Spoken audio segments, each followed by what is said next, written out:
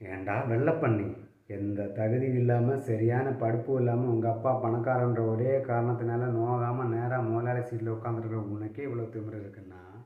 எங்கள் அப்பா அம்மா கஷ்டப்பட்டு டொனேஷன் கட்டி அட்மிஷன் வாங்கி எல்கேஜிலேருந்து 10வது வரைக்கும் எந்த கிளாஸ்லையும் ஃபெயில் ஆகாமல் படித்து 10வது முடிஞ்சதுக்கப்புறம் ஈஸியான குரூப்பெல்லாம் இருந்து இந்த குரூப் எடுத்தால் தான் இன்ஜினியர் ஆக முடியும்னு சொல்லி கஷ்டமான குரூப்பாக எடுத்து ஃபிசிக்ஸுக்கு டியூஷன், மேக்ஸுக்கு டியூஷன், கெமிஸ்ட்ரிக்கு டியூஷன் வச்சு படித்து அதுக்கு ஃபீஸ் கட்டுறதுக்காக அப்பா அம்மா வேறு அலைய வச்சு பப்ளிக் எக்ஸாமுக்கு நைட்டு ஃபுல்லாக ஃபாஸ்ட்டில் டீ வச்சு கண்ணை முடிச்சு படித்து காலையில் வேறு அலாரம் வச்சு எழுந்திரிச்சு படித்து அதில் கிடைக்கிற மார்க்கு பத்தாமல் போய் டிஎன்பிசி எக்ஸாமுக்கு வேறு 3 மாதம் வீட்டில் உட்காந்து படித்து அதில் கிடைக்கிற கட் ஆஃப் மார்க் யூஸ்லெஸ்ஸாக போய் அம்மா நகை அடமானம் வச்சு காலேஜில் அட்மிஷன் வாங்கி ஃபஸ்ட் இயர்லேருந்து 4th இயர் வரைக்கும் இருக்கிற எல்லாம் 4th இயரில் சேர்த்து வச்சு கம்ப்ளீட்டாக கிளியர் பண்ணி இந்த சொசைட்டிக்குள்ளே நுழைஞ்ச அந்த சொசைட்டி நம்மளை வேலை இல்லைன்னு சொல்லி வேலைக்காக ரோடாக லோன்னு அலைஞ்சி திரிஞ்சு 2 வருஷம் 3 வருஷம் வீட்டில் தண்டசோறாக உட்காந்து அப்பா நம்மளை தண்டசோறுன்னு சொல்லி சொல்லி திட்டி திட்டி சாப்பிட்ற ஒவ்வொரு வாய் சாப்பாடு தொண்டையில் இறங்காமல் சிக்கி வலிச்சு கடைசியில் ஏதோ ஒரு புண்ணியவா ஒரு பெரிய மனுஷன் ஒரு வேலை போட்டு கொடுத்து அந்த வேலையை வேறு பிடுங்கிக்க நினைக்கிற உன்ன மாதிரி புறம்போக்கெல்லாம் சமாளித்து